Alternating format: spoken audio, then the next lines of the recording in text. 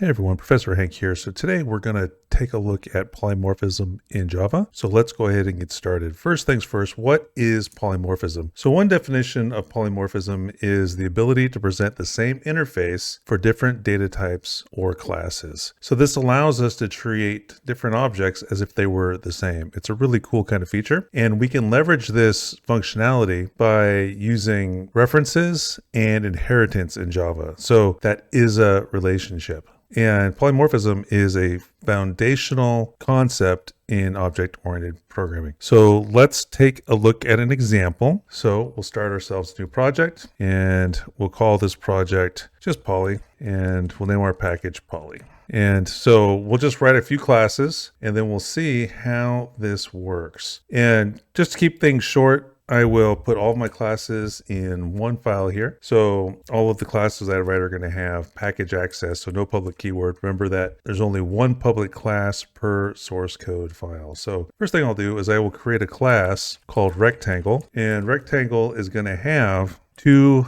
integer variables. So we'll do length and we'll do width. And we'll give to rectangle a constructor. So rectangle, and that constructor is going to have two parameters. So one for getting the length and one for getting the width. And then we will simply initialize this length to the first parameter and then this width to the second parameter. And we'll include a method for calculating the area of a rectangle, which is simply going to be returning the length times the width. So that's going to be our first class. And this is going to serve as a superclass, a parent class, a base class. So these are all interchangeable terms. This is going to be the class that we're going to inherit from. So let's add the first class that we're going to inherit from, our first subclass, and that will be class square. And class square is going to be a special type of rectangle. So it is going to extend class rectangle. So a square is a rectangle. This is our subclass, and a square is a rectangle. And since a square is a rectangle, that's going to allow us to treat our square as if it were a rectangle. And we'll see what that means here in just a second. So let us have a constructor for this thing. So we'll call this square. And square is just going to accept a single argument, and that's going to be for its size. And that's going to be for its side length, right? So what we're going to do is we're just going to take that argument and we're going to pass it up to the rectangles constructor using super. And remember, square is a special type of rectangle in that it's just the length and the width are the exact same size. So we'll accept a single argument to our square and then just pass those values up into the length and into the width. So that way the sides will be the same. Okay. Now we'll do a get area method for that as well. And that's going to return what? Well, we'll just have it return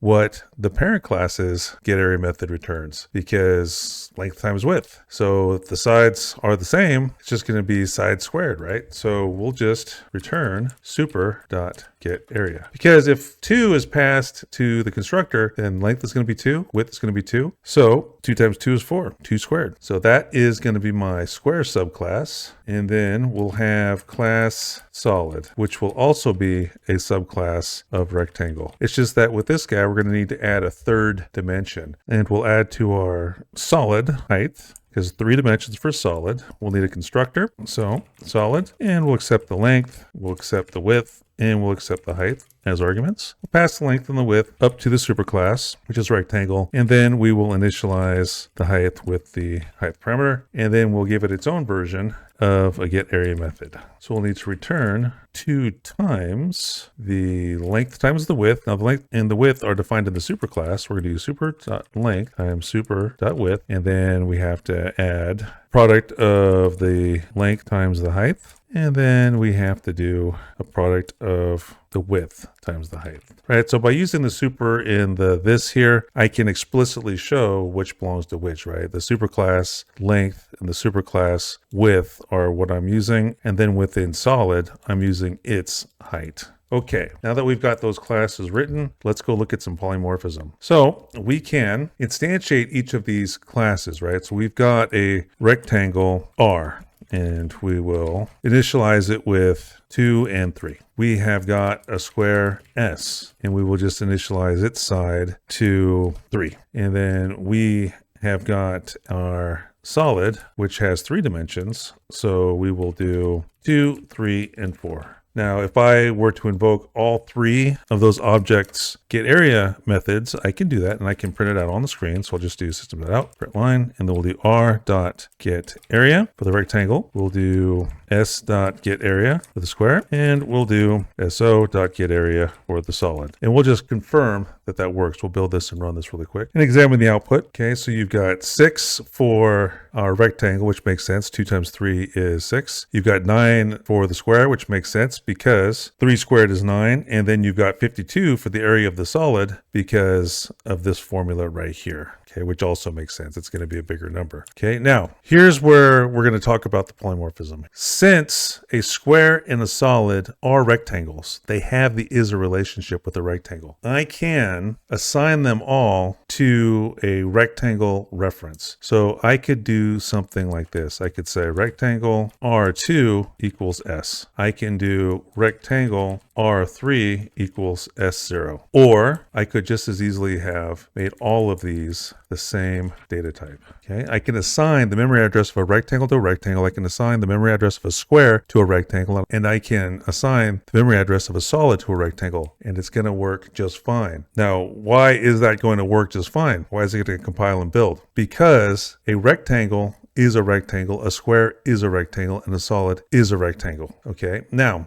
where this gets interesting is if I decide to create an array of rectangle references. So I could do something like this, rar, and I could assign to that array the memory addresses of the rectangle, of the square, and of the solid. And I can have all of those in the same rectangle array. Now think about that for a second. With an array of integers, you can't do that, right? It's going to be all integers. Or with an array of strings, it's going to be all strings. But in this case, we can because of that is a relationship. A integer isn't a string, so you couldn't assign integers to strings. But because of the is relationship, because of inheritance, a rectangle is a rectangle, a square is a rectangle, and a solid is a rectangle. So we can treat them all as if they're rectangles, and so we can assign their memory addresses all to the same array. And then we can use our for each loop to iterate through the array, invoking each getArea method in turn, thereby saving us a lot of hassle. So we'll do something like rectangle RR,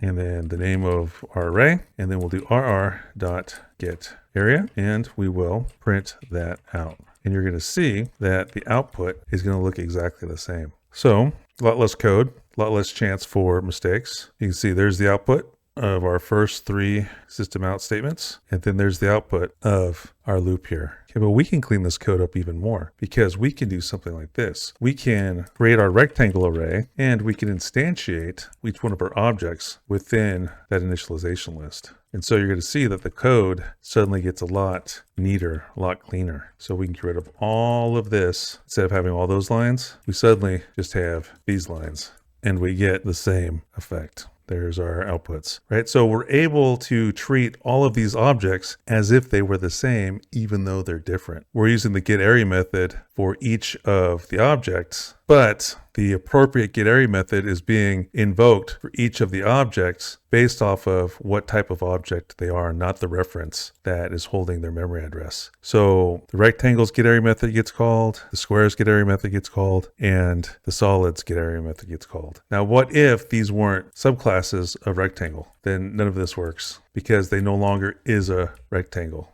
None of this works anymore because you can't assign a square's memory address to a rectangle array because it is no longer a rectangle. We got rid of that is a relationship. Okay, so now you know some of the fundamentals of polymorphism in Java. You know what it is, and we've seen an example of how to implement it using the inheritance is a relationship and references. As usual, if you're a student of mine, you have any questions about the content in this video or any of the other videos in our course, feel free to email me via Canvas or stop by my Zoom office hours. Thanks for watching, and we'll see you next time.